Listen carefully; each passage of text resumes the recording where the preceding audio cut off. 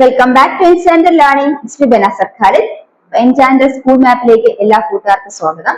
അപ്പൊ നമ്മൾ കഴിഞ്ഞ ക്ലാസ്സില് ഇന്ത്യൻ എക്കണോമിക് പ്ലാനിംഗ് എന്ന് പറയുന്ന നമ്മൾ SSC ഒരു ചാപ്റ്റർ ആണ് നോക്കിക്കൊണ്ടിരുന്നത്. നമ്മൾ പരീക്ഷയ്ക്ക് ഏറ്റവും പ്രധാനപ്പെട്ട ഒരു ചാപ്റ്റർ തന്നെയാണത്. അപ്പൊ അതിലെ ക്വസ്റ്റ്യൻസ് നമുക്ക് എങ്ങനെയൊക്കെ വരും എന്നുള്ളതാണ് നമ്മൾ ഡിസ്കസ് ചെയ്യാൻ പോകുന്നത്. കഴിഞ്ഞ ക്ലാസ്സിൽ വരെ നമ്മൾ പഠിച്ചു നിർത്തിയ കാര്യങ്ങൾ നിങ്ങൾ ഓർമ്മിച്ചിട്ടുണ്ടെന്ന് വിചാരിക്കുന്നു. അപ്പൊ നമുക്ക് അടുത്തയിലേക്ക് കണ്ടിന്യൂ ചെയ്യാം. കഴിഞ്ഞ ക്ലാസ്സിൽ നമ്മൾ എന്താ വെച്ചാണ് നിർത്തിയത്? ഒബ്ജക്റ്റീവ്സ് എക്കണോമിക് പ്ലാനിംഗ് അല്ലെ. അപ്പൊ എന്തൊക്കെയാണ് ഒബ്ജക്റ്റീവ്സ്? ഇന്ത്യൻ എക്കണോമിക് പ്ലാനിങ്ങിന്റെ ഒബ്ജക്റ്റീവ്സ് എന്തൊക്കെയാണെന്നാണ് പഠിച്ചുകൊണ്ടിരുന്നത്. അപ്പൊ അത് നമുക്ക് അതിന് കണ്ടിന്യൂ ചെയ്യാം. ക്ലാസ്സിൽ എല്ലാവരും ശ്രദ്ധിച്ചിരിക്കാം. നമുക്ക് തുടങ്ങാം. അപ്പൊ മക്കളെ നമ്മൾ ഒബ്ജക്റ്റീവ്സ് എക്കണോമിക് പ്ലാനിംഗ് ആണ് നോക്കുന്നത്. ഒബ്ജക്റ്റീവ്സ് എക്കണോമിക് പ്ലാനിങ് നമ്മൾ ഫസ്റ്റ് മനസ്സിലാക്കേണ്ട ഒബ്ജക്റ്റീവ് എന്താണ്? ഗ്രോത്ത് ആണ് അല്ലെ. അപ്പൊ എക്കണോമിക് പ്ലാനിങ്ങിന്റെ ലക്ഷ്യങ്ങൾ, അതിന് ഒബ്ജക്റ്റീവ്സ് ഉദ്ദേശിക്കുന്നത് ഇപ്പൊ സാമ്പത്തിക ആസൂത്രണം അല്ലെങ്കിൽ എക്കണോമിക് പ്ലാനിന്റെ ലക്ഷ്യങ്ങൾ എന്ന് പറയുമ്പോൾ ഒന്നാമത്തെ ലക്ഷ്യം എന്ന് പറയുന്നത് ഗ്രോത്ത് എന്ന് കൺസിഡർ. എന്താണ് ഗ്രോത്ത് അല്ലെങ്കിൽ വളർച്ച എന്ന് പറയുന്നത്? ഗ്രോത്ത് ഇൻഡിക്കേറ്റ്സ്, എക്കണോമിക് ഗ്രോത്ത് ആണ് ഉദ്ദേശിക്കുന്നത്. എന്താണ് എക്കണോമിക് ഗ്രോത്ത്? അതായത് ഗ്രോത്ത് നമ്മൾ സാമ്പത്തികമായിട്ടുണ്ടാകുന്ന വളർച്ചയാണ്. അപ്പൊ ഗ്രോത്തിൽ എക്കണോമിക് ഗ്രോത്ത് ആണ് ഉദ്ദേശിക്കുന്നത്. It indicates the increase in output of goods and services produce in the country. Economic growth എന്ന് പറയുന്നത് എന്തിനെ സൂചിപ്പിക്കുന്നു? ഒരു കൺട്രിയിലെ ഗുഡ്സിന്റെ സർവീസിന്റെയും ഔട്ട്പുട്ടിന്റെ ഇൻക്രീസ് ആണ്. അത് എത്രത്തോളം ഗുഡ്സും സർവീസസും ഒരു കൺട്രിയിൽ പ്രൊഡ്യൂസ് ചെയ്യുന്നു, അതിന്റെ അളവ് വർദ്ധിക്കുന്നത് അതിനെയാണ് എന്ത് വിളിക്കുന്നത്? എക്കണോമിക് ഗ്രോത്ത് എന്ന് വിളിക്കുന്നത്. അപ്പൊ economic growth means it indicates increase in output of goods and services. ഒരു കൺട്രിയിൽ ഉണ്ടാക്കപ്പെടുന്ന വസ്തുക്കളുടെ അല്ലെങ്കിൽ ഉത്പാദിപ്പിക്കുന്ന വസ്തുക്കളുടെയും അതുപോലെ അവിടെ ഓഫർ ചെയ്യുന്ന സർവീസുകളുടെയും അതിന്റെ ഇൻക്രീസ് ആണ് ആ കൺട്രിയുടെ എക്കണോമിക് ഗ്രോത്തിനെ സൂചിപ്പിക്കുന്നത്. അപ്പൊ economic growth indicates the increase in output of goods and services produced within the country. ഇനി എക്കണോമിക് ഗ്രോത്ത് എന്ന് പറയുമ്പോൾ അത് 3 സെക്ടേഴ്സിനും കൂടെ അതായത് 3 സെക്ടേഴ്സിനെ ബേസ് ചെയ്താണ് എക്കണോമിക് ഗ്രോത്ത് ഉണ്ടാകുന്നത്. ഒരു കൺട്രിയിൽ 3 സെക്ടേഴ്സ് ഏതൊക്കെയാണ്? Primary, secondary, tertiary. ഇങ്ങനെ 3 സെക്ടേഴ്സിന്റെ ഗ്രോത്ത് അനുസരിച്ചാണ് അവിടെ എക്കണോമിക് ഗ്രോത്ത് ഉണ്ടാകുന്നത്. അപ്പോൾ economic growth is measured on the basis of these 3 sectors which are the primary, secondary and tertiary. Primary, secondary, tertiary എന്ന് പറയുന്ന 3 സെക്ടേഴ്സിലെ ഗ്രോത്തിനെ അടിസ്ഥാനപ്പെടുത്തിയായിരിക്കും എന്തിരിക്കുന്നത്? എക്കണോമിക് ഗ്രോത്ത് നടക്കുന്നത്. അപ്പൊ എന്താണ് പ്രൈമറി സെക്ടർ? ഒരു പ്രൈമറി സെക്ടർ എന്ന് പറയുന്നത് അവിടെ അഗ്രികൾച്ചറിനാണ്. അപ്പൊ അഗ്രികൾച്ചറിൽ അഗ്രികൾച്ചർ പ്രൊഡക്ഷൻ ഇൻക്രീസ് ചെയ്യുന്നതാണ് പ്രൈമറി സെക്ടർ. അഗ്രികൾച്ചറിനാണ് പ്രൈമറി സെക്ടർ ഇമ്പോർട്ടൻസ് കൊടുത്തിരിക്കുന്നത്. ഇനി സെക്കൻഡറി സെക്ടർ എന്ന് പറയുന്നത് അവിടെ ഇൻഡസ്ട്രിയാണ് സെക്കൻഡറി സെക്ടർ എന്ന് പറയുന്നത്. ഇനി ടെറിഷറി സെക്ടർ എന്ന് പറയുന്നത് എന്താണ്? സർവീസസ് വരുന്നത് ടെറിഷറി സെക്ടറിലാണ്. അതായത് പ്രൈമറി സെക്ടറിൽ പ്രൊഡ്യൂസ് ചെയ്യുന്ന അഗ്രികൾച്ചർ ഒക്കെ എന്ത് ചെയ്യുന്നു? ആ അഗ്രികൾച്ചർ പറയുമ്പോൾ അവിടെ നമുക്ക് റോ മെറ്റീരിയൽസ് ആയിട്ട് തന്നെ വിശ്വസിക്കും. അപ്പൊ നമുക്ക് ആ റോ മെറ്റീരിയൽസിനെ പ്രോഡക്ട്സ് ആക്കി മാറ്റണം. അപ്പൊ അത് നമ്മൾ സെക്കൻഡറി സെക്ടർ ഇൻഡസ്ട്രിയിലൊക്കെ ഉപയോഗപ്പെടുത്തിയാണ് പ്രോഡക്ട്സ് ആക്കി മാറ്റുന്നത്. പിന്നെ നമ്മൾ സർവീസ് സെക്ടർ എന്ന് പറയുമ്പോൾ ഉദ്ദേശിക്കുന്നത് നമ്മൾ ആ പ്രോഡക്ട്സിന് എന്ത് ചെയ്യണം? ട്രാൻസ്പോർട്ട് ചെയ്യണം, അല്ലെങ്കിൽ അതിന് വിറ്റ് പോകണം. അപ്പൊ അവിടെ നമ്മൾ സർവീസ് സെക്ടറിന് ട്രാൻസ്പോർട്ട്, കമ്മ്യൂണിക്കേഷൻ എല്ലാം എവിടെ വരുന്നതാണ്? സർവീസ് സെക്ടർ വരുന്നതാണ് ഇവിടെ ഓർത്തു വെക്കുക. അപ്പൊ പ്രൈമറി, സെക്കൻഡറി, ടെറിഷറി ഈ 3 സെക്ടേഴ്സിന്റെ ഗ്രോത്തിനെ ബേസ് ചെയ്താണ് എക്കണോമിക് ഗ്രോത്ത് ഉണ്ടാകുന്നത് മനസ്സിലാക്കുക. So economic growth is measured on the basis of the growth in the 3 sectors which are the primary, secondary, tertiary sectors. So അവിടെ എന്ന് പറയുന്നത് എന്താണ്? പ്രൈമറി സെക്ടറിൽ ഇൻക്രീസ് എന്ന് പറയുന്നത് ഗ്രോത്തിന് ഇൻക്രീസ് എന്ന് പറഞ്ഞാൽ ഇൻക്രീസ് ഇൻ പ്രൊഡക്ഷൻ ഓഫ് അല്ലെങ്കിൽ increase in output in agriculture ഔട്ട്പുട്ടിൽ ഉണ്ടാകുന്ന ഇൻക്രീസ് ആണ് പ്രൈമറി സെക്ടറിൽ ഇൻക്രീസ് എന്ന് പറയുന്നത്. അല്ലെങ്കിൽ അത് ഏതിന് ഇമ്പോർട്ടന്റ് ആണ്? എക്കണോമിക് ഗ്രോത്തിന് ഒരു പ്രധാനപ്പെട്ട മേജർ റോൾ പ്ലേ ചെയ്യുന്നു. അടുത്തത് നമ്മൾ പറഞ്ഞു സെക്കൻഡറി സെക്ടർ. സെക്കൻഡറി സെക്ടർ എന്ന് പറയുമ്പോൾ എന്താണ്? ഗ്രോത്ത് ഇൻ ഇൻഡസ്ട്രിയിൽ ഉണ്ടാകുന്ന ഗ്രോത്ത് ആണ് സെക്കൻഡറി സെക്ടർ എന്ന് പറയുന്നത്. ഇനി ടെറിഷറി സെക്ടറിന്റെ ഗ്രോത്ത് എന്ന് പറയുന്നത് എന്താണ്? That is improvement in transport and communication facilities. Transport and communication ഫെസിലിറ്റീസിന് ഇംപ്രൂവ്മെന്റ് ഉണ്ടാകുന്നു. അതുപോലെ തന്നെ എന്താണ്? ഇൻസ്റ്റിറ്റ്യൂഷൻസിന്റെ എണ്ണങ്ങൾ വർദ്ധിക്കുന്നു. അതായത് എഡ്യൂക്കേഷൻ ഇൻസ്റ്റിറ്റ്യൂഷൻസ്, വിദ്യാഭ്യാസ സ്ഥാപനങ്ങൾ, അതുപോലെ ഹോസ്പിറ്റൽസിന്റെ എണ്ണം വർദ്ധിക്കുന്നു. അതുപോലെ എക്സ്പോർട്ട്, ഇതെല്ലാം ഇൻക്രീസ് ചെയ്യുന്ന എല്ലാം ചേർത്താണ് ഒരു കൺട്രിയുടെ എക്കണോമിക് ഗ്രോത്ത് എന്ന് പറയുന്നത്. അപ്പൊ ആദ്യം മനസ്സിലാക്കുന്നത് ഗ്രോത്ത്, എക്കണോമിക് ഗ്രോത്ത് എന്ന് പറയുന്നത് എന്താണ്? ഇവിടെ ഗ്രോത്ത് എന്ന് ഉദ്ദേശിക്കുന്ന എക്കണോമിക് ഗ്രോത്ത് ആണ്. Economic growth means the increase in output of goods and services produced within the country. That it is on basis of the increase in growth of primary, secondary and tertiary sectors. ആ increase എന്ന് പറഞ്ഞ primary, secondary, tertiary സെക്ടേഴ്സിലെ growth ആണ്. അവിടെ primary എന്ന സെക്ടറിന്റെ growth എന്ന് ഉദ്ദേശിക്കുന്നത് increase in agriculture ആണ്. ഇനി സെക്കൻഡറി ഗ്രോത്ത് എന്ന് പറയുന്നത് ഇൻക്രീസ് ഇൻഡസ്ട്രീസിലെ ഇംപ്രൂവ്മെന്റ് ഇൻഡസ്ട്രീസ് ആണ്. അതുപോലെ തന്നെ എന്താണ് ടെറിഷറി സെക്ടർ എന്ന് പറയുന്നത് ട്രാൻസ്പോർട്ട് ആൻഡ് കമ്മ്യൂണിക്കേഷൻ ഇംപ്രൂവ്മെന്റ് ആണ്. അതുപോലെ increase in hospitals and education ഇൻസ്റ്റിറ്റ്യൂഷൻസിലെ ടെറിഷറി സ്ട്രക്ചറിന്റെ ഗ്രോത്ത് ആണ് ഇവിടെ മനസ്സിലാക്കുക. അപ്പൊ ഈ 3 സെക്ടേഴ്സിന്റെ ഗ്രോത്തിനെ ബേസ് ചെയ്താണ് ഒരു കൺട്രിയുടെ എക്കണോമിക് ഗ്രോത്ത് ഉണ്ടായിരിക്കുന്നത് മനസ്സിലാക്കുക. ഈ economic growth is an important objective economic planning as it contributes to national progress. അതായത് എക്കണോമിക് പ്ലാനിങ്ങിന്റെ ഒരു ഇമ്പോർട്ടന്റ് ആസ്പെക്ട് ആണ് എന്ത് എക്കണോമിക് ഗ്രോത്ത് എന്ന് പറയുന്നത്. കാരണം അത് നേഷന്റെ പ്രോഗ്രസിന് ഏറ്റവും മേജർ അല്ലെങ്കിൽ ഏറ്റവും കൂടുതൽ കോൺട്രിബ്യൂട്ട് ചെയ്യുന്നത് നേഷന്റെ പ്രോഗ്രസിന് രാജ്യത്തിന്റെ പ്രോഗ്രസിന് ഏറ്റവും കൂടുതൽ കോൺട്രിബ്യൂട്ട് ചെയ്യുന്നത് എക്കണോമിക് പ്ലാനിങ്ങിൽ ഏതാണെന്ന് വെച്ചാൽ എക്കണോമിക് ഗ്രോത്ത് ആണെന്ന് ഉദ്ദേശിക്കുക. അപ്പൊ എക്കണോമിക് പ്ലാനിങ്ങിന്റെ മേജർ ഒബ്ജക്റ്റീവിൽ ഒന്നാണ് ഗ്രോത്ത്. അവിടെ നമ്മൾ പറഞ്ഞു it indicates increase in output of goods and services produce within the country and that is on the basis of increase in growth in primary secondary and tertiary sector. Primary sector means increase in agriculture. Then secondary sector means increase in industries. Then tertiary sector means improvement in transport and communication. Then increase in hospitals, education institutions, and etc. So that is for the first objective economic planning. അപ്പൊ നമ്മൾ എന്താണ് economic പ്ലാന്റെ objectives അല്ലെങ്കിൽ ഉദ്ദേശ ലക്ഷ്യങ്ങൾ അല്ലെ എന്താണ് ഈ പറയുന്ന എന്താണ് സാമ്പത്തിക ആസൂത്രണത്തിന്റെ ലക്ഷ്യങ്ങളിൽ ഒന്നാമത് മനസ്സിലാക്കേണ്ടത് ഗ്രോത്ത് ആണ്. ഗ്രോത്ത് എന്ന് പറയുന്നത് എന്താണ് വളർച്ച അല്ലെ. വളർച്ച എന്ന് പറയുന്നത് എന്താണ് രാജ്യത്തെ മൊത്തം സാധനങ്ങളുടെയും സേവനങ്ങളുടെയും ഉൽപാദന വർധനയാണ് വളർച്ച എന്ന് പറയുന്നത്. ഇപ്പൊ രാജ്യത്തെ മൊത്തം സാധനങ്ങളുടെയും സേവനങ്ങളുടെയും ഉൽപാദന വളർച്ചയാണ് എന്ന് പറയുന്നത് വളർച്ചയെന്ന് ഉദ്ദേശിക്കുന്നത്. ഇപ്പൊ രാജ്യത്തെ മൊത്തം സാധനങ്ങളുടെയും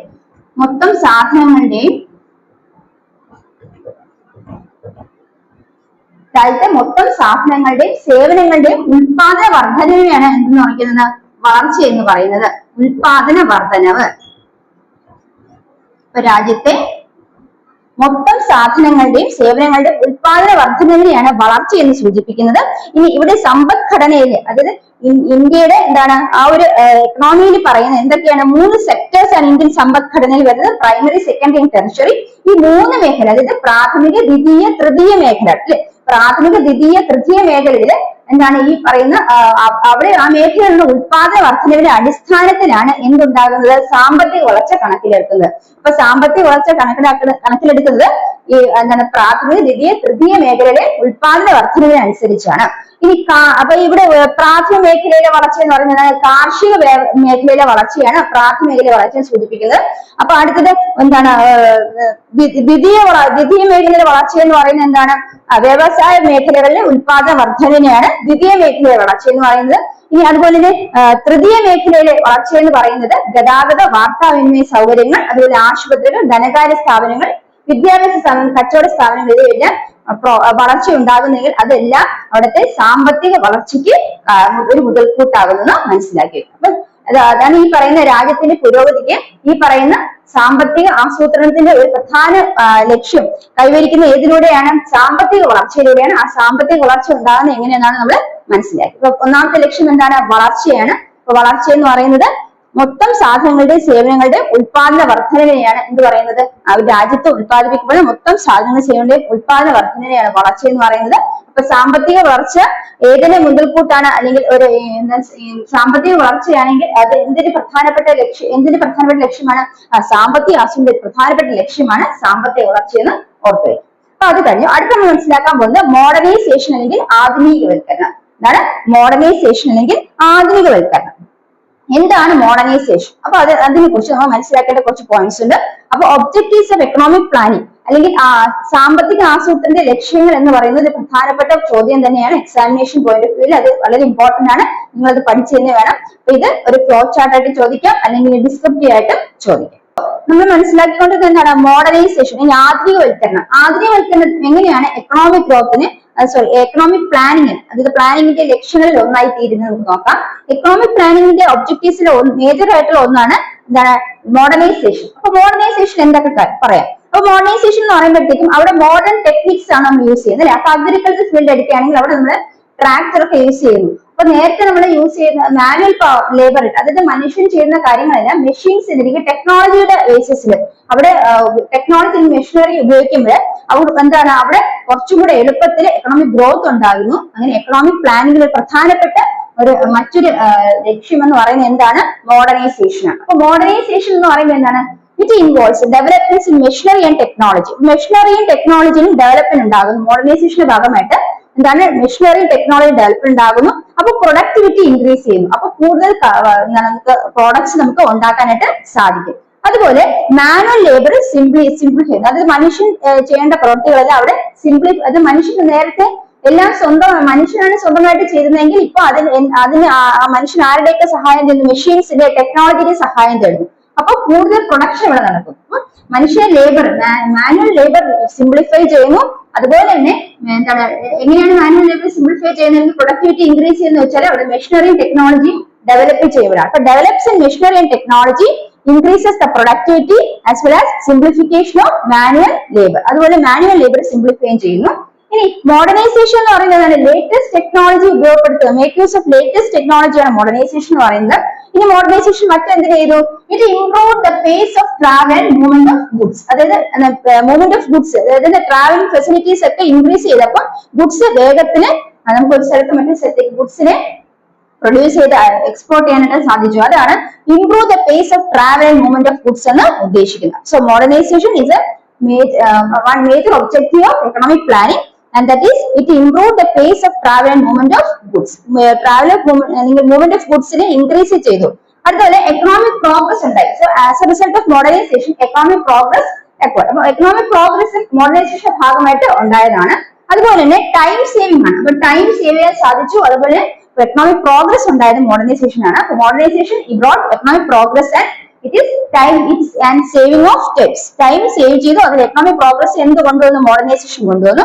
ഇനി it improve the living conditions and security of people. അതുപോലെ മോഡേണൈസേഷൻ എന്ന് പറയുന്നത് ആളുകളുടെ ലിവിംഗ് കണ്ടീഷൻസ്. മോഡേണൈസേഷന് പല രീതിയിലുള്ള മോഡേണൈസേഷൻ, കമ്മ്യൂണിക്കേഷനിലെ വ്യത്യാസം വരുന്നു, ട്രാൻസ്പോർട്ടിൽ വ്യത്യാസം. അപ്പൊ ആ മോഡേണൈസേഷനില് ആളുകളുടെ ലിവിംഗ് കണ്ടീഷൻസ് ഇംപ്രൂവ് ചെയ്തു. അതുപോലെ സെക്യൂരിറ്റി ഇംപ്രൂവ് ചെയ്തു. Modern means of communication improve the living conditions and security of the people. അപ്പൊ പീപ്പിളിന്റെ സെക്യൂരിറ്റിയും അതുപോലെ തന്നെ ലിവിംഗ് കണ്ടീഷൻസ് ഇംപ്രൂവ് ചെയ്യും. Modern means of communication living കണ്ടീഷൻസിനെയും അതുപോലെ സെക്യൂരിറ്റി ഇംപ്രൂവ് ചെയ്തു. അതുപോലെ തന്നെ it brought government services close to people without delay. അപ്പൊ മോഡേണൈസേഷന്റെ ഭാഗമായിട്ട് കമ്മ്യൂണിക്കേഷനിൽ കമ്മ്യൂണിക്കേഷൻ ഫെസിലിറ്റീസ് ഇംപ്രൂവ് ചെയ്തു. കമ്മ്യൂണിക്കേഷൻ ഫെസിലിറ്റീസ് ഇംപ്രൂവ് ചെയ്തപ്പോൾ ആളുകളുടെ ലിവിംഗ് കണ്ടീഷൻസും സെക്യൂരിറ്റി ഇംപ്രൂവ് ചെയ്തു. അതിലൂടെ എന്ത് ചെയ്യുന്നു? ഈ കമ്മ്യൂണിക്കേഷൻ ഫെസിലിറ്റീസ് ഇൻക്രീസ് ചെയ്യുന്നതോടെ ഗവൺമെന്റ് സർവീസുകൾ ആളുകൾക്ക് നേരിട്ട് ഒരു ഡിലേയും കൂടാതെ ഒരു താമസവും ഇല്ലാതെ വേഗത്തിൽ ഗവൺമെന്റ് സർവീസ് അല്ലെങ്കിൽ ഗവൺമെന്റിന്റെ സേവനങ്ങൾ ലഭ്യമാക്കാൻ സാധിച്ചു. ഇനി ഇവിടെ എന്താണ് നമ്മൾ മോഡേണൈസേഷൻ ഉദ്ദേശിക്കുമ്പോഴത്തേക്ക് ഇറ്റ് ലേറ്റസ്റ്റ് ടെക്നോളജിയുടെ ആപ്ലിക്കേഷൻ മാത്രമല്ല, പിന്നെ എന്തുവാണ് സൊസൈറ്റിയിൽ മൊത്തത്തിലൊരു ചേഞ്ച് ഉണ്ടായി. അപ്പൊ എങ്ങനെയാണ് സൊസൈറ്റിയിൽ ചേഞ്ച് ഉണ്ടാകുന്ന വെച്ചാൽ മോഡേണൈസേഷൻ എന്ന് പറയുമ്പോൾ അതിൽ എന്തൊക്കെ ഉൾപ്പെടുന്നുണ്ട്? ഈ പറഞ്ഞ ടെക്നോളജിക്കൽ ഡെവലപ്മെന്റ് മാത്രമല്ല, എന്താണ് പ്രൊട്ടക്ഷൻ ഓഫ് വുമൻസ് റൈറ്റ്, അല്ലെങ്കിൽ സ്ത്രീകളുടെ അവകാശങ്ങളുടെ സംരക്ഷണം, പ്രൊട്ടക്ഷൻ ഓഫ് വുമൻസ് റൈറ്റ്. അതുപോലെ സോഷ്യൽ സെക്യൂരിറ്റി, നമുക്ക് സൊസൈറ്റിയിൽ സെക്യൂരിറ്റി ലഭിക്കുന്നു.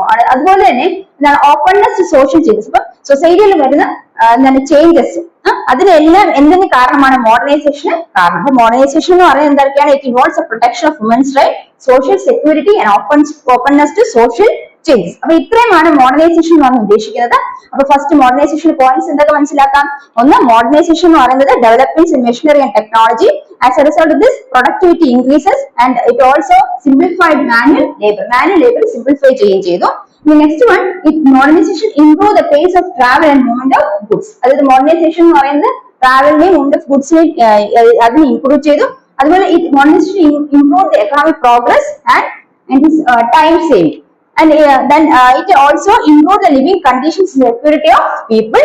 It brought government services close to people without delay. And modernization means not only technological development, but also it deals with the protection of women's rights, social security and openness to social changes. അത്രയാണ് മോഡേണൈസേഷനെ കുറിച്ച് നമ്മൾ മനസ്സിലാക്കി. അപ്പൊ എന്താണ് modernisation, അല്ലെങ്കിൽ എന്താണ് നമ്മൾ പറഞ്ഞത്? ആധുനികവൽക്കരണം അല്ലെ? ആധുനികവൽക്കരണം എന്ന് പറയുമ്പോൾ അവിടെ യന്ത്രങ്ങളും സാങ്കേതിക വിദ്യയും വികാസം പ്രാപിച്ചത് ഉത്പാദന വർധനത്തിനും മനുഷ്യപ്രയത്നം ലഘൂകരണത്തിനും കാരണമായി. അതായത് യന്ത്രങ്ങളും സാങ്കേതിക വിദ്യയും വികാസം പ്രാപിച്ചപ്പോൾ അവിടെ എന്ത് ഉത്പാദനം വർദ്ധിച്ചു. അതുപോലെ തന്നെ മനുഷ്യപ്രയത്നത്തിന് ലഘൂകരണത്തിന് കാരണമായി. മനുഷ്യന്റെ പ്രയത്നം വളരെ കുറച്ച് മാത്രം ഉപയോഗപ്പെടുത്തിയാൽ മതി. അപ്പൊ മനുഷ്യപ്രയത്നം ലഘൂകരിക്കപ്പെടുകയും അതുപോലെ എന്താണ് സാങ്കേതിക വിദ്യ വികാസം പ്രാപിച്ചത് യന്ത്രങ്ങൾ ഉപയോഗിച്ച് അല്ലെങ്കിൽ യന്ത്രങ്ങളൊക്കെ ഉപയോഗിച്ച് സാങ്കേതിക വിദ്യയൊക്കെ വികാസം പ്രാപിച്ചപ്പോഴത്തേക്കും ഉത്പാദന വർധന ഉണ്ടായി. അതുപോലെ മനുഷ്യന്റെ പ്രയത്നത്തിന് ലഘൂകരണം ഉണ്ടാവുകയും ചെയ്തു. അപ്പൊ മനുഷ്യപ്രയത്നം ലഘൂകരണത്തിന് കാരണമായത് എന്താണ്? ഈ യന്ത്രങ്ങളും സാങ്കേതിക വിദ്യയുടെ വികാസം പ്രാപിച്ചത് കൊണ്ടാണ് ഉത്പാദന വർധന ഉണ്ടായത്, അതുപോലെ മനുഷ്യ പ്രയത്നത്തിന് ലഘൂകരണം ഉണ്ടായെന്ന് മനസ്സിലാക്കാം. അപ്പൊ അതാണ് ഒരു കാര്യം. അപ്പൊ ഇവിടെ മോഡേണൈസേഷൻ ആധുനികവൽക്കരണത്തിന്റെ ഭാഗമായിട്ട് എന്തൊക്കെ സംഭവിച്ചു? യന്ത്രങ്ങളും അതുപോലെ സാങ്കേതിക വിദ്യ വികാസം പ്രാപിച്ചു. അതിന്റെ ഫലമായിട്ട് ഉത്പാദന വർധന ഉണ്ടായി. അതുപോലെ തന്നെ മനുഷ്യ പ്രയത്നം ലഘൂകരിക്കപ്പെടുകയും ചെയ്തു. അടുത്ത് നൂതന സാങ്കേതിക ഉപയോഗപ്പെടുത്തലാണ് ആധുനികവൽക്കരണം. ആധുനികവൽക്കരണം എന്ന് പറയുന്നത് നൂതനമായ സാങ്കേതിക വിദ്യ ഉപയോഗിക്കുന്നതിനാണ് എന്താ ആധുനികവൽക്കരണം എന്ന് പറയുന്നത്. ഇനി ആധുനികവൽക്കരണം എന്തിനെയൊക്കെ വേഗത്തിലാക്കി? അതായത് ചരക്ക് നീക്കവും യാത്രയും ആധുനികവൽക്കരണം വേഗത്തിലാക്കി. ഇനി ഇതുപോലെ സമയ ലാഭം ഉണ്ടായി, അതുപോലെ സാമ്പത്തിക നേട്ടം ഉണ്ടായി. ഇനി ആധുനിക വാർത്താവിനിമയ സൗകര്യങ്ങൾ ജീവിത നിലവാരം സുരക്ഷിതത്വം വർദ്ധിക്കുന്നതിനും അതുപോലെ തന്നെ ഗവൺമെന്റ് സേവനങ്ങൾ വളരെ പെട്ടെന്ന് തന്നെ ജനങ്ങളിൽ എത്തിക്കുന്നതിനും ഉപകരിച്ചു. അപ്പൊ ആധുനികവൽക്കരണം എന്ന് പറയുന്നത് എന്താണ്? നൂതന സാങ്കേതിക ഉപയോഗപ്പെടുത്തലാണ് ആധുനികവൽക്കരണം എന്ന് പറഞ്ഞു. ഇനി ആധുനികവൽക്കരണം എന്തിനൊക്കെ വേഗത്തിലാക്കി? ചരക്ക് നീക്കത്തെയും അതുപോലെ യാത്രയെ വേഗത്തിലാക്കി. ഇനി സമയ ലാഭവും അതുപോലെ സാമ്പത്തിക പുരോഗതി സാമ്പത്തിക നേട്ടവും ആധുനികവൽക്കരണ ഭാഗമായിട്ടുണ്ടായി. ഇനി ആധുനികവൽക്കരണം വാർത്താവിനിമയ സൗകര്യങ്ങളും അതുപോലെ ജീവിത നിലവാരവും സുരക്ഷിതത്വം വർദ്ധിപ്പിക്കുന്നതിന് സഹായിച്ചു. അതുപോലെ ഗവൺമെന്റ് സേവനങ്ങൾ ജനങ്ങളിൽ വേഗം എത്തുന്നതിന് പെട്ടെന്ന് ജനങ്ങളിൽ എത്തിക്കുന്നതിനും ഉപകരിച്ചു. ഏതാണ്? ആധുനികവൽക്കരണം. കാരണം അത്തരം വാർത്താവിനിമയ സൗകര്യങ്ങൾ ജീവിത നിലവാരം ഉയർത്തപ്പെടുകയും അതുപോലെ ജനങ്ങൾക്ക് ഗവൺമെന്റ് സേവനങ്ങൾ വളരെ പെട്ടെന്ന് തന്നെ എത്താനും ജനങ്ങളിലേക്ക് എത്തിപ്പെടാനും സാധിച്ചു. ഇനി ആധുനികവൽക്കരണം നൂതന സാങ്കേതിക പ്രയോജനം മാത്രമല്ല, പിന്നെ എന്താണ്? സമൂഹത്തിൽ കാഴ്ചപ്പാടുകളിൽ ഉണ്ടാകുന്ന മാറ്റം കൂടിയാണ്. അപ്പൊ ആധുനികവൽക്കരണം എന്ന് പറയുന്നത് നൂതന സാങ്കേതിക വിദ്യകളുടെ പ്രയോജനം മാത്രമല്ല, സമൂഹത്തിൽ ഉണ്ടാകുന്ന ആ കാഴ്ചപ്പാടിലെ മാറ്റം കൂടിയാണ് ആധുനികവൽക്കരണം ഉദ്ദേശിക്കുന്നത്. അപ്പൊ അതിൽ എന്തൊക്കെ വരും? സ്ത്രീകളുടെ അവകാശ സംരക്ഷണം, അതുപോലെ സാമൂഹ്യ സുരക്ഷിതത്വം, പുതിയ സാമൂഹ്യ മാറ്റങ്ങൾ തുടങ്ങിയവയും ആധുനികവൽക്കരണത്തിന്റെ ഭാഗമാണ്. അപ്പൊ ആധുനികവൽക്കരണത്തിന്റെ ഭാഗമായിട്ട് എന്തൊക്കെ വരുന്നു? സ്ത്രീകളുടെ സുരക്ഷ, അവകാശ സംരക്ഷണം, സ്ത്രീകളുടെ അവകാശ സംരക്ഷണം, അതുപോലെ സാമൂഹ്യ സുരക്ഷിതത്വം, പുതിയ സാമൂഹ്യ മാറ്റങ്ങൾ, ഇവയെല്ലാം ഏതിൽ ഉൾപ്പെടുന്നതിന്? ആധുനികവൽക്കരണത്തിന്റെ ഭാഗമായിട്ട് ഉള്ളതാണ്. സ്ത്രീകളുടെ അവകാശ സംരക്ഷണം, സാമൂഹ്യ സുരക്ഷിതത്വം, പുതിയ സാമൂഹ്യ മാറ്റങ്ങൾ എന്നിവ ആധുനികവൽക്കരണത്തിന്റെ ഭാഗമാണെന്ന് മനസ്സിലാക്കാം. അപ്പൊ ഇത്രയും മനസ്സിലായ മക്കളെ. അടുത്ത് നമ്മൾ മനസ്സിലാക്കാൻ പോകുന്നത് ആധുനികവൽക്കരണത്തിന്റെ മറ്റു പ്രധാനപ്പെട്ട ലക്ഷ്യമാണ്. അതാണ് സെൽഫ് റിലയൻസ് അല്ലെങ്കിൽ സ്വാശ്രയത്വം. ഒബ്ജക്റ്റീവ്സ് എക്കണോമിക് പ്ലാനിങ് എന്താണ്? സെൽഫ് റിലയൻസ് ആണ് അല്ലെ? Self Reliance. അപ്പൊ സെൽഫ് റിലയൻസ് എന്ന് പറയുമ്പോഴത്തേക്കും സ്വയം പര്യാപ്തത. അതായത് നമ്മള് വീട്ടിലൊരു നമുക്കൊരു ഗാർഡൻ ഉണ്ടെങ്കിൽ അല്ലെങ്കിൽ ഒരു കൃഷിത്തോട്ടം ഉണ്ടെങ്കിൽ നമ്മൾ അവിടെ എന്താണ് നമ്മൾ സ്വയം ഓരോ പച്ചക്കറിയൊക്കെ നട്ടു വളർത്തി അതിന്റെ പ്രോഡക്ട്സ് അതിന്റെ ഉൽപാദനം എടുക്കുന്നു അല്ലെ? അപ്പൊ അവിടെ നമ്മൾ സ്വയം പര്യാപ്തം, വെളിയിൽ നിന്ന് വസ്തുക്കൾ വാങ്ങിക്കാതെ നമുക്ക് വീട്ടിൽ തന്നെ പച്ചക്കറിയൊക്കെ ഉണ്ടാക്കിയെടുക്കാൻ പറ്റുന്നു. അതൊരു സ്വയം പര്യാപ്തതയാണ്. അപ്പൊ ഇവിടെ സെൽഫ് റിലയൻസ് എന്ന് പറയുന്നത് എന്താണ്? സെൽഫ് റിലയൻസ് എന്ന് പറഞ്ഞാൽ സ്വയം പര്യാപ്തത എന്ന് പറയുന്നത് എന്താണ്? അല്ലെങ്കിൽ എന്താണ് അത്? നമ്മളെ അതായത് നമ്മൾ മറ്റുള്ളവരെ ഒന്നും ആശ്രയിക്കാതെ നമ്മൾ എന്ത് ചെയ്യുന്നു? നമ്മൾ അറ്റൈൻ സെൽഫ് സഫിഷ്യൻസി. ഏതൊക്കെ രീതിയിലാണ് സെൽഫ് സഫിഷ്യൻസി അറ്റൈൻ ചെയ്യുന്നത്? അഗ്രികൾച്ചറില്, ഇൻഡസ്ട്രിയില്, അതുപോലെ സർവീസ് സെക്ടേഴ്സിന്. അഗ്രികൾച്ചറില്, ഇൻഡസ്ട്രിയില്, സർവീസ് സെക്ടേഴ്സില് നമ്മൾ സെൽഫ് സഫിഷ്യന്റ് ആകുന്നു. നമുക്ക് എങ്ങനെയാണ് സെൽഫ് സഫിഷ്യന്റ് ആകുന്നത്? നമ്മൾക്ക് ആവശ്യമായിട്ടുള്ള നമുക്ക് ലഭിക്കാവുന്ന റിസോഴ്സുകൾ ഉപയോഗിച്ച്, അവൈലബിൾ ആയിട്ടുള്ള റിസോഴ്സ് ഉപയോഗിച്ച് നമ്മൾ അഗ്രികൾച്ചർ, ഇൻഡസ്ട്രിയൽ, സർവീസ് സെക്ടേഴ്സിലെ സെൽഫ് സഫിഷ്യന്റ് ആകുകയും അതുപോലെ തന്നെ ഫോറിൻ ഡിപ്പെൻഡൻസി, അതായത് പുറത്തുനിന്നുള്ള രാജ്യങ്ങളിൽ അവരെ ഡിപ്പെൻഡ് ചെയ്യാതിരിക്കുകയും ചെയ്യുന്ന ആ ഒരു ഇതിനെയാണ് അതാണ് സെൽഫ് റിലയൻസിന്റെ എയിം എന്ന് പറയുന്നത്. അപ്പൊ സെൽഫ് റിലയൻസ് അല്ലെങ്കിൽ എന്താണ്? സ്വയം പര്യാപ്തത എന്ന് പറയുന്നെങ്കിൽ അവിടെ അല്ലെങ്കിൽ സെൽഫ് റിലയൻസ് എന്ന സ്വാശ്രയത്വം. നമ്മൾ സ്വന്തമായിട്ട് നമുക്കുള്ള വസ്തുക്കൾ ഉപയോഗിച്ച് നമുക്ക് ആവശ്യമായിട്ടുള്ള വസ്തുക്കൾ ഉൽപാദനങ്ങൾ ഉണ്ടാക്കിയെടുക്കുന്നു. മറ്റുള്ള രാജ്യത്തിൽ ലഭ്യമാകുന്ന രാജ്യത്തിന്റെ കാര്യം എടുക്കുകയാണെങ്കിൽ ഒരു രാജ്യത്ത് ലഭ്യമാകുന്ന വസ്തുക്കൾ ഉപയോഗിച്ച് അല്ലെങ്കിൽ അവിടെ ലഭിക്കുന്ന റോ മെറ്റീരിയൽസ് ഉപയോഗിച്ച് പ്രോഡക്ട്സ് ഉണ്ടാക്കുന്നു. ഇപ്പൊ ഫോറിൻ കൺട്രീസിനെ ഡിപ്പെൻഡ് ചെയ്യാതെ. അപ്പൊ അതെന്ന് പറയുന്നതാണ് എക്കണോമിക് പ്ലാനിങ്ങിന്റെ അല്ലെങ്കിൽ സാമ്പത്തിക ആസൂത്രണം എക്കണോമിക് പ്ലാനിങ്ങിന്റെ മറ്റൊരു ഒബ്ജക്റ്റീവ് എന്ന് പറഞ്ഞാൽ സെൽഫ് റിലയൻസ് അല്ലെങ്കിൽ സ്വാശ്രയത്വമാണ്. എന്താണ് സെൽഫ് റിലയൻസിന്റെ എയിം എന്ന് പറഞ്ഞാൽ ടു അറ്റൈൻ സെൽഫ് സഫിഷ്യൻസി. നമ്മൾ സെൽഫ് സഫിഷ്യന്റ് ആകുക. എന്തിലൊക്കെയാണ്? Agriculture, industrial, service sectors. Agriculture, industrial, service സെക്ടേഴ്സിൽ സെൽഫ് സഫിഷ്യന്റ് ആകുക. നമുക്ക് ആവശ്യമുള്ള വസ്തുക്കളെല്ലാം നമ്മളെ തന്നെ അതിലെല്ലാം നമ്മൾ സെൽഫ് സഫിഷ്യന്റ് ആകാൻ മീൻസ് എങ്ങനെയാണ് സെൽഫ് സഫിഷ്യന്റ് ആകുന്നത്? നമുക്ക് ലഭ്യമാകുന്ന റിസോഴ്സുകൾ ഉപയോഗിച്ചാണ് നമ്മൾ സെൽഫ് സഫിഷ്യന്റ് ആകുന്നത്. അപ്പൊ നമുക്ക് മറ്റൊരു കൺട്രിയെ അതിനുവേണ്ടി ഡിപ്പെൻഡ് ചെയ്യേണ്ട ആവശ്യമില്ല. അപ്പൊ ഫോറിൻ ഡിപ്പെൻഡൻസ് അവോയ്ഡ് ചെയ്തുകൊണ്ട് അവൈലബിൾ റിസോഴ്സസിലൂടെ നമ്മളെ അഗ്രികൾച്ചർ, ഇൻഡസ്ട്രിയൽ, സർവീസ് സെക്ടേഴ്സിൽ സെൽഫ് സഫിഷ്യന്റ് ആകുക എന്നുള്ളതാണ് എന്തിന്റെ എയിം എന്ന് പറയുന്നത് സെൽഫ് റിലയൻസ് അല്ലെങ്കിൽ സ്വാശ്രയത്തിന്റെ എയിം എന്ന് പറയുന്നത്. അപ്പൊ അത് ഒരു എക്കണോമിക് പ്ലാനിന്റെ മേജർ ഒബ്ജക്റ്റീവ് ആണ് മനസ്സിലാക്കുക. So the aim of self reliance is to attain self sufficiency in agriculture, industry and service sectors using the available resources and to avoid foreign dependence. അപ്പൊ അങ്ങനെ ആവുമ്പോഴത്തേക്കും എന്തൊക്കെ കാര്യങ്ങൾ നമുക്ക് ലഭ്യമാകും? നമ്മൾ സെൽഫ് റിലയന്റ് ആകും. സെൽഫ് റിലയന്റ് ആകണമെങ്കിൽ നമുക്ക് ആവശ്യമുള്ള വസ്തുക്കൾ നമ്മൾ തന്നെ ഉത്പാദിപ്പിക്കുന്നു, മറ്റുള്ള രാജ്യങ്ങളെ ഡിപെൻഡ് ചെയ്യാതെ. അപ്പൊ അവിടെ സെൽഫ് റിലയൻസ് എന്ന് പറയുമ്പോൾ എന്തിലേക്ക് ഡെവലപ്മെന്റ് ഉണ്ടാകുന്നു? ബേസിക് ഇൻഡസ്ട്രീസിൽ, അതുപോലെ തന്നെ എനർജിയിലെല്ലാം ഡെവലപ്മെന്റ്, നമുക്ക് ലഭ്യമാകുന്ന വസ്തുക്കൾ ഉപയോഗിച്ച് നമ്മൾ ഇൻഡസ്ട്രീസ് ഒക്കെ ഡെവലപ്പ് ചെയ്യുന്നു. അപ്പൊ അവിടെ എന്താണ് ഇൻഡസ്ട്രിയൽ ഡെവലപ്മെന്റ്, ബേസിക് ഇൻഡസ്ട്രീസിലും എനർജിയിലൊക്കെ ഡെവലപ്മെന്റ് ചെയ്യുന്നു. അങ്ങനെ അത് എന്തിന് ലീഡ് ചെയ്യുന്നു? Leads to economic growth. അപ്പൊ self reliance means that leads to development of basic industries and energy will help to attain the economic growth of a nation. ഒരു നേഷന്റെ economic ഗ്രോത്തിലേക്ക് അത് ലീഡ് ചെയ്യുന്നു. അപ്പം സെൽഫ് റിലയൻസ് അല്ലെങ്കിൽ സ്വാശ്രയത്വം എന്ന് പറയുന്നത് its aim is to attain self sufficiency in agriculture, industry and service sectors by using the available resources and to avoid foreign dependence. രണ്ട്, it leads to development of basic industries and energy and to attain the economic growth of the nation. അപ്പൊ എന്താണ് സ്വാശ്രയത്വം അല്ലെങ്കിൽ self Reliance എന്ന് പറയുന്നത്?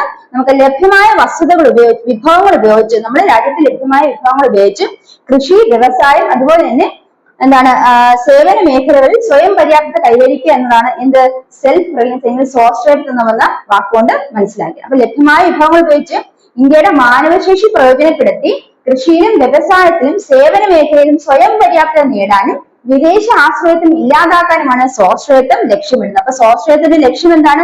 ലഭ്യമായ വിഭവങ്ങൾ ഉപയോഗിച്ച് കൃഷി, വ്യവസായം, സേവന മേഖലയിൽ സ്വയം പര്യാപ്തത നേടുകയും.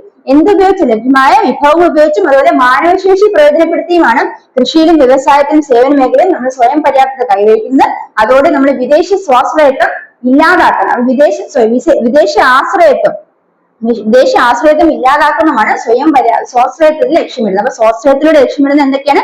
ലഭ്യമായ വിഭവങ്ങൾ ഉപയോഗിച്ച് കൃഷി, വ്യവസായം, സേവന മേഖലകൾ അല്ലെ, ലഭ്യമായ വിഭവങ്ങൾ, അതുപോലെ മാനവശേഷി ഉപയോഗിച്ച് കൃഷി, വ്യവസായം, സേവന മേഖലകളിൽ സ്വയം പര്യാപ്തത കൈവരിക്കുക.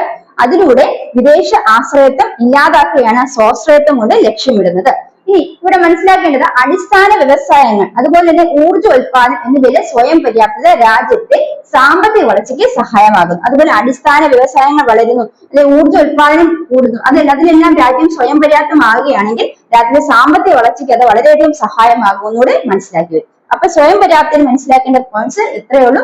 ഇത് ക്ലിയർ ആയെന്ന് വിശ്വസിക്കുന്നു. നമ്മൾ ഇനി അടുത്ത് പഠിക്കാവുന്ന ഒരേ ഒരു ലക്ഷ്യമാണ്, അത് എന്താണ്? തുല്യത അഥവാ ഇക്വിറ്റി എന്നാണ് അടുത്ത നമ്മുടെ സാമ്പത്തിക ആസൂത്രണത്തിലെ മറ്റൊരു ലക്ഷ്യം എന്ന് പറയുന്നത് തുല്യത അഥവാ ഇക്വിറ്റി. അതിൽ എന്തൊക്കെ പോയിന്റ്സ് നമ്മൾ മനസ്സിലാക്കേണ്ടത് നോക്കുക. അപ്പൊ അടുത്തത് ഇക്വിറ്റി അല്ലെങ്കിൽ തുല്യത എന്താണെന്ന് നോക്കാനുള്ളത്. അപ്പൊ നമുക്കറിയാം നമ്മുടെ ബേസിക് നെസസിറ്റീസ് എന്തൊക്കെയാണ്. നമ്മൾ ബേസിക് ആയിട്ട് നമുക്ക് എന്തൊക്കെ ആവശ്യമുണ്ട് അല്ലെ? നമുക്ക് ഫുഡ് വേണം, അതുപോലെ ക്ലോത്തിങ് വേണം, ഷെൽട്ടർ വേണം, ഇതൊക്കെ നമ്മളുടെ ബേസിക് നെസസിറ്റി. അതുപോലെ നമുക്ക് എന്താണ് വാട്ടർ വേണം അല്ലെ, അതുപോലെ തന്നെ എന്താണ് എഡ്യൂക്കേഷൻ വേണം, പിന്നെ ഹെൽത്ത് വേണം. ഇതെല്ലാം നമ്മുടെ ബേസിക് നെസസിറ്റീസ് ആണ്. അപ്പൊ ബേസിക് നെസസിറ്റീസ് അത് അറ്റൈൻ ചെയ്യുക. അപ്പൊ എന്താണ്? എല്ലാ സിറ്റിസൺസും അവരുടെ ബേസിക് നെസസിറ്റീസ് അറ്റൈൻ ചെയ്യുന്നു. ഏതൊക്കെയാണ് ബേസിക് നെസസിറ്റീസ് നമ്മൾ മനസ്സിലാക്കി. അപ്പൊ ഇക്വിറ്റിയുടെ ഒബ്ജക്റ്റീവ് എന്ന് പറയുന്നത് എന്താണ്? അല്ലെങ്കിൽ ഇക്വിറ്റി എന്ന ഒബ്ജക്റ്റീവ് നമുക്ക് ലഭ്യമാകണമെങ്കിൽ അത് എങ്ങനെ ലഭ്യമാകും? നമുക്ക് കിട്ടുന്ന എല്ലാ ബേസിക് നെസസിറ്റീസും എല്ലാ സിറ്റിസൺസ് എല്ലാ ബേസിക് നെസസിറ്റിയും റിസീവ് ചെയ്യുന്നു. അതോടൊപ്പം തന്നെ ആ ബേസിക് നെസസിറ്റീസ് റിസീവ് ചെയ്തപ്പോൾ തന്നെ വെൽത്തിന്റെ റൈറ്റ്സ് ആയിട്ട് ഡിസ്ട്രിബ്യൂഷൻ, അതായത് എന്താണ് ശരിയായ രീതിയിലുള്ള എന്താണ് സാമ്പത്തിക അല്ലെങ്കിൽ സമ്പത്ത് ശരിയായ രീതിയിൽ എല്ലാവർക്കും വിതരണം ചെയ്യപ്പെടുകയും ചെയ്യുകയാണെങ്കിലാണ് എന്ത് പറയുന്നത് ഇക്വിറ്റി എന്ന് പറയുന്ന ലക്ഷ്യം കൈവരിക്കാൻ സാധിക്കും. അപ്പൊ ബേസിക് നമ്മൾ പറഞ്ഞ ഇക്വിറ്റി എന്ന് പറയുന്നത് ഒരു ഒബ്ജക്റ്റീവ് എക്കണോമിക് പ്ലാനിംഗ് ആണ്. എക്കണോമിക് പ്ലാനിംഗ് ഒരു ഒബ്ജക്റ്റീവ് ആണ് ഇക്വിറ്റി. ഈ ഇക്വിറ്റി എന്ന് പറയുന്ന ഒബ്ജക്റ്റീവ് നേടണമെങ്കിൽ, അത് അറ്റൈൻ ചെയ്യണമെങ്കിൽ all citizens should receive basic necessities of life. Or basic necessity are food, shelter, water, അതുപോലെ എഡ്യൂക്കേഷൻ, ഹെൽത്ത്, ഇതെല്ലാം ബേസിക് നെസസിറ്റീസ് ആണ്. ഈ ബേസിക് നെസസിറ്റീസ് എല്ലാ സിറ്റിസൺസും എല്ലാ പൗരന്മാർക്കും ലഭ്യമാകണം. അതുപോലെ തന്നെ വെൽത്തിന്റെ റൈറ്റ്സ് ആൻഡ് ഡിസ്ട്രിബ്യൂഷൻ, നമ്മുടെ സമ്പത്ത് ശരിയായ രീതി അല്ലെങ്കിൽ ഒരേപോലെ എല്ലാവർക്കും നീതിപൂർവമായ രീതി ഒരേപോലെ ലഭ്യമാകുകയും ചെയ്യുകയാണെങ്കിൽ മാത്രമാണ് എന്ത് ചെയ്യുന്നത് ഇക്വിറ്റി എന്ന് പറയുന്ന ഒബ്ജക്റ്റീവ് അറ്റൈൻ ചെയ്യാൻ സാധിക്കുന്നത്. അപ്പൊ ഒബ്ജക്റ്റീവ് ഇക്വിറ്റി എങ്ങനെ അറ്റൈൻ ചെയ്യും? ഇക്വിറ്റി എന്ന് പറഞ്ഞ ഒബ്ജക്റ്റീവ് എന്തിന്റെ ഒബ്ജക്റ്റീവ് ആണ്? എക്കണോമിക് പ്ലാനിന്റെ ഒരു ഒബ്ജക്റ്റീവ് ആണ് ഇക്വിറ്റി എന്ന് പറയുന്നത്, അല്ലെങ്കിൽ തുല്യത എന്ന് പറയുന്നത്. It can be attain, the objective of equity can be attained when all citizens receive basic necessities of life and also when there occurs a righteous distribution of wealth. വെൽത്തിന് righteous distribution ഉണ്ടാകുന്നു, അതുപോലെ എല്ലാ basic നെസസിറ്റീസും citizen receive ചെയ്യുകയാണെങ്കിൽ equity എന്ന് പറയുന്ന objective attain ചെയ്യാൻ സാധിക്കുന്ന മനസ്സിലാക്കാം. ഇനി അതുപോലെ തന്നെ ഈ ഇക്വിറ്റി ഉണ്ടാകണമെങ്കിൽ ഇക്വിറ്റി എന്ന് പറയുന്നത് വളരെ എസെൻഷ്യൽ ആണ്. ഈ എക്വിറ്റി എസെൻഷ്യൽ ആയിട്ടുള്ള ഇക്വിറ്റി നമുക്ക് ലഭ്യമായി എന്ന് പറയുന്നത് എങ്ങനെ ലഭ്യമായാൽ മാത്രമേ നമുക്ക് എന്ത് ചെയ്യാൻ പറ്റുള്ളൂ? നമുക്ക് ഗ്രോത്തിലൂടെ സെൽഫ് റിലയൻസിലൂടെ മോഡേണൈസേഷൻ ലഭിക്കുന്ന ഫലങ്ങൾ അല്ലെങ്കിൽ അതിന്റെ ആഫ്റ്റർ എഫക്റ്റ്, അതായത് ഗ്രോത്തിലൂടെ സെൽഫ് റിലയന്റ് ആകുന്ന മോഡേണൈസേഷന്റെ ഭാഗമായിട്ട് ലഭിക്കുന്ന ആ ഒരു സൗകര്യങ്ങളൊക്കെ അതിലേക്ക് ഉപയോഗപ്പെടുത്താൻ സാധിക്കണമെങ്കിൽ എന്ത് വേണം? ഇക്വിറ്റി എന്ന് പറയുന്ന ഒരു ഒബ്ജക്റ്റീവ് നമ്മൾ അറ്റൈൻ ചെയ്തിരിക്കുക. അപ്പൊ equity, the objective equity is to attain to benefit the fruits of growth, self reliance and modernisation. അതായത് ഗ്രോത്ത്, സെൽഫ് റിലയൻസ്, മോഡേണൈസേഷൻ എന്നീ ആ ഒബ്ജക്റ്റീവ്സ് അതിന്റെ ഫലം ലഭിക്കണമെങ്കിൽ എന്താണ് ഇക്വിറ്റി, അതിന് ഈക്വൽ ആയിട്ട് ഈ സിറ്റിസൺസിന്റെ ബേസിക് നെസസിറ്റീസ് ലഭ്യമാകണം. അതുപോലെ തന്നെ വെൽത്ത് റൈറ്റസ്റ്റ് ആയിട്ട് ഡിസ്ട്രിബ്യൂട്ട് ചെയ്യുകയും ചെയ്താൽ മാത്രമേ നമുക്ക് ഇതിന്റെ ബെനിഫിറ്റും നമുക്ക് ലഭിക്കുകയുള്ളൂ, ഈ പറയുന്ന ഒബ്ജക്റ്റീവ്സിന്റെ ബെനിഫിറ്റും ലഭിക്കുകയുള്ളൂ. അപ്പൊ ഇക്വിറ്റി എന്ന് പറയുന്ന സംഭവമാണ് മെയിൻ ആയിട്ട് നമുക്ക് വേണ്ടത്, എങ്കിൽ മാത്രമേ ഈ പറയുന്ന 3 ഒബ്ജക്റ്റീവ്സിന്റെ ബെനിഫിറ്റ് നമുക്ക് ലഭിക്കുകയുള്ളൂ. സോ ഫസ്റ്റ് ഇക്വിറ്റി എന്ന് പറയുന്നത് objective equity should be attain. It can be attained only when all citizens receive all the basic necessities of life, and also they require also when they receive the right, and also when they get the right, and when there is a righteous distribution of wealth. When there is righteous distribution of wealth, also the objective equity can be attained. So objective equity can be attained only when all citizens receive the basic necessities of life as well as the righteous distribution of wealth. എന്താണ് basic necessities of life എന്ന് കൂടെ നമ്മളവിടെ സൂചിപ്പിക്കണം. Then it also that is the essential, the ensuring equity is essential is for the people. That is equity ആളുകൾക്ക് equity ലഭ്യമായി അല്ലെങ്കിൽ തുല്യത ലഭ്യമായി എന്നുള്ളത് ലഭ്യമാകണമെങ്കിൽ ഏതൊക്കെ ഈ പറയുന്ന ഒബ്ജക്റ്റീവ്സ് എല്ലാം ലഭ്യമാകണമെങ്കിൽ എന്ത് ലഭ്യമാകണം? ആളുകൾക്ക് ഇക്വിറ്റി എന്നുള്ള ഒബ്ജക്റ്റീവ് ലഭ്യമാണ്. അപ്പം ഇക്വിറ്റി എന്ന് പറയുന്ന objective ensuring equity is essential for the people for what to benefit the fruits of growth, self reliance and modernization. അതായത് ഇക്വിറ്റി എന്ന് പറയുന്ന ആ ഒരു ഒബ്ജക്റ്റീവ് എൻഷുർ ചെയ്യപ്പെടണം. ആളുകൾക്ക് എൻഷുർ ചെയ്യണമെങ്കിൽ എന്ത് എൻഷുർ ചെയ്യാതെ മാത്രമേ എന്ത് ചെയ്യുള്ളൂ? ഈ പറയുന്ന മോഡേണൈസേഷൻ, ഗ്രോത്ത്, സെൽഫ് റിലയൻസ് മുതലായ ഫലങ്ങൾ നമുക്ക് ലഭിക്കുകയുള്ളൂ. So that is what means of equity. അപ്പൊ ഇക്വിറ്റി അല്ലെങ്കിൽ തുല്യത എന്ന് പറയുന്നത് എന്താണ്? ഇക്വിറ്റി അല്ലെങ്കിൽ തുല്യത എന്ന് പറയുന്നത് ഇന്ത്യയിലെ എല്ലാ പൗരന്മാർക്കും ലഭ്യമാകുന്ന അടിസ്ഥാന സൗകര്യങ്ങളായ ആഹാരം, വസ്ത്രം, പാർപ്പിടം, വിദ്യാഭ്യാസം, കുടിവെള്ളം, ആരോഗ്യരക്ഷ തുടങ്ങിയവ നിറവേറ്റുകയും സമ്പത്തിന് നീതിപോയ വിതരണം സാധ്യമാകുകയും ചെയ്യുന്നതാണ് തുല്യതയുടെ ലക്ഷ്യം. അപ്പൊ തുല്യതയുടെ ലക്ഷ്യം എന്ന് പറയുന്നത് ഇന്ത്യയിലെ എല്ലാ പൗരന്മാർക്കും അടിസ്ഥാന ആവശ്യങ്ങളായ ആഹാരം, വസ്ത്രം, പാർപ്പിടം, വിദ്യാഭ്യാസം, കുടിവെള്ളം, ആരോഗ്യ സുരക്ഷ തുടങ്ങിയ നിറവേറ്റുകയും സമ്പത്തിന് നീതിപൂർവമായ വിതരണം സാധ്യമാകുകയും ചെയ്യുന്നതാണ് തുല്യതയുടെ ലക്ഷ്യമെന്ന് മനസ്സിലാക്കുക. ഈ വളർച്ച, ആധുനികവൽക്കരണം, സ്വാശ്രയത്വം പൂർണ്ണമായി ജനങ്ങളിൽ പ്രയോജനത്തിൽപ്പെടുത്തണമെങ്കിൽ തുല്യത ഉറപ്പാക്കേണ്ടത് ആണ്. അത് നമ്മളത് ഇക്വിറ്റി എൻഷുർ ചെയ്താൽ മാത്രമേ എന്ത് ചെയ്യുള്ളൂ? ഈ പറഞ്ഞ ഗ്രോത്ത്, സെൽഫ് റിലയൻസ്, മോഡേണൈസേഷൻ എന്നീ പറയുന്ന ഒബ്ജക്റ്റീവ്സ് ജനങ്ങൾക്ക് അല്ലെങ്കിൽ സിറ്റിസൺസിന് ലഭിക്കുകയുള്ളൂ. അത്രയാണ് നമ്മൾ ഇക്വിറ്റി അല്ലെങ്കിൽ തുല്യത എന്ന് പറഞ്ഞ ഭാഗത്ത് മനസ്സിലാക്കേണ്ട പോയിന്റ്സ്. അപ്പൊ നമ്മൾ ഒബ്ജക്റ്റീവ്സ് എക്കണോമിക് പ്ലാനിംഗ് ആണ് ഡിസ്കസ് ചെയ്ത് അതിൽ മേജർ പോയിന്റ്സ് എന്തൊക്കെ ഒബ്ജക്റ്റീവ്സ് ഉണ്ട് അതെല്ലാം ഇമ്പോർട്ടന്റ് ആണ്. അതിൽ ഓരോ ഒബ്ജക്റ്റീവ്സിലും വരുന്ന പോയിന്റ്സും ഇമ്പോർട്ടന്റ് ആണ്. ഇത് എക്സാമിനേഷൻ പോയിന്റ് ഓഫ് വ്യൂവിൽ ചോദിച്ച ക്വസ്റ്റ്യൻസ് ആണ്. അപ്പൊ നിങ്ങൾ ഇത് മസ്റ്റ് ആയിട്ട് പഠിക്കണം. അപ്പൊ ഇത് നന്നായിട്ട് പഠിച്ചു വെക്കുക. അപ്പൊ മക്കളെ, ഇന്നത്തെ ക്ലാസ്സിൽ നമ്മൾ ഒബ്ജക്റ്റീവ്സ് എക്കണോമിക് പ്ലാനിംഗ് ആണ് നോക്കിയത്. അത് നിങ്ങൾക്ക് ക്ലിയർ ആയെന്ന് വിശ്വസിക്കുന്നു. അപ്പൊ ഇതൊരു മസ്റ്റ് ആയിട്ടുള്ള ക്വസ്റ്റ്യൻ ആണ്, എക്സാമിനേഷനിൽ വരും. അപ്പൊ നിങ്ങൾ ഈ പോയിന്റ്സ് ഒക്കെ നന്നായി പഠിച്ചു വെക്കുക. അപ്പം ഈ ചാപ്റ്ററിൽ ഇനി നമുക്ക് എക്സാമിനേഷൻ പോയിന്റ് ഓഫ് വ്യൂവിൽ പഠിക്കേണ്ട ക്വസ്റ്റ്യൻസ് ഉണ്ട്. അത് നമ്മൾ ഉടനെ തന്നെ അടുത്ത ക്ലാസ്സിൽ അപ്ലോഡ് ചെയ്യുന്നതാണ്. അപ്പൊ ക്ലാസ് നിങ്ങൾക്ക് യൂസ്ഫുൾ ആയെങ്കിൽ തീർച്ചയായും ചാനൽ സബ്സ്ക്രൈബ് ചെയ്യുക. അടുത്ത ക്ലാസ്സിനെ വെയിറ്റ് ചെയ്യാൻ. Bye from me. Thank you.